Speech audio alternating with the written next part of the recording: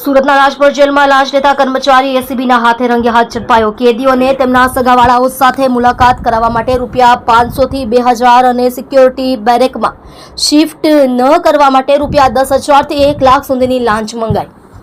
લાજપોર મધ્યસ્થ જેલ ખાતે કેદીઓની મુલાકાત માટે લાંચ લેવાના કેસમાં પ્રતિક કૈલાશ સસાની ઉંમર વર્ષ 34 તેને એસીબી એન્ટી કરપ્શન બ્યુરો દ્વારા રંગે હાથ ઝડપી લેવામાં આવ્યો છે। એસીબીને બાતમી મળી હતી કે લાજપોર જેલમાં કેદીઓની તેમના સગાવાળાઓ સાથે મુલાકાત કરાવવા માટે રૂપિયા 500 થી રૂપિયા 2000 સુધીની લાંચ લેવામાં આવે છે।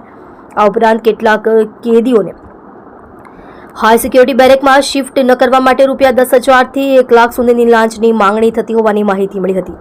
આ માહિતીના ખાતરી કરવા માટે એસીબીની ટીમે લાંચના છટકાનું આયોજન કર્યું।